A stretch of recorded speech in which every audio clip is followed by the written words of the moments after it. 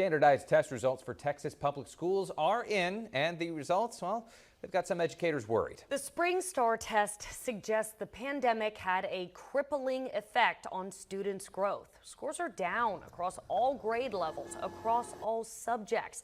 And the TEA is pointing the finger at online learning.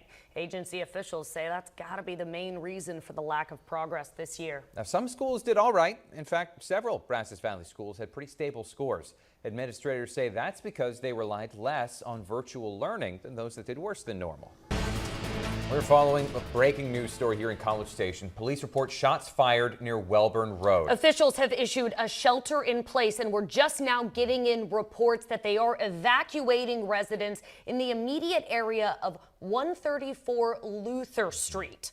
Police have shut down Welborn Road from George Bush Avenue to Holloman Drive. This is Southgate Village Apartments, 134 Luther Street. That's the area where they are shutting things down. Yeah, we've got several crews headed to the scene as we speak. At least 3 of our reporters will be there any moment to give us a look at what exactly is going on. The exact tweet we have from College Station Police Department, again, we've been in contact with them, we're talking to them, but what they are saying exactly is gunfire at Southgate, 134 Luther Street. Avoid the area, all caps. They want you to stay away from this area. Keep in mind that's Luther Street off of Welborn Road. It's a very busy road. Luckily, Here we are at about 10 o'clock in the morning. Not as busy as it could be. But like we said, Welborn shut down.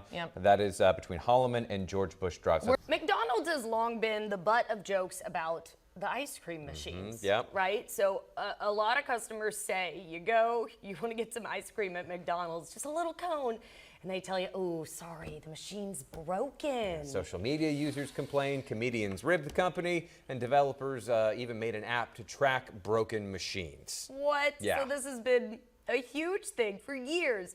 But now that joke, well, the reason behind it, it's got the fast food chain in some possible legal trouble. According to the Wall Street Journal, the Federal Trade Commission reached out to several McDonald's franchisees this summer to try to figure out what's been going on. They say the machines are too complex and they require a 4-hour-long cleaning cycle at night that often fails somehow. So the company that makes the machine says it's important to make sure equipment that uses dairy products is sanitized properly. That sounds good. So it has to be cleaned, right? That's a step that cannot be skipped. Now, it's not exactly clear what the FTC is investigating, but it's reportedly asking for information on how McDonald's reviews suppliers and their equipment. I am so curious where this is going to land. 5:33, checking in with Max. Max, these morning temperatures haven't been quite as stifling as we know we can see in the summer. It's not bad. It's not perfect, but it's not bad. We'll take it. We'll take all the wins we can. Yeah, absolutely.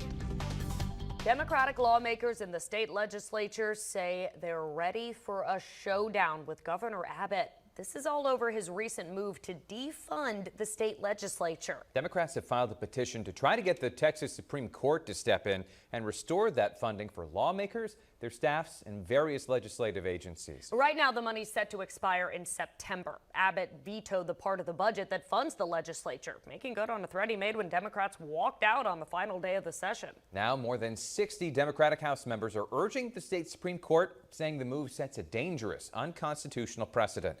Former President Donald Trump is coming to Texas today. He and a group of GOP congressmen are meeting with Governor Greg Abbott to discuss border security and plans to finish the border wall. Governor Abbott says this wall is necessary for controlling illegal border crossings.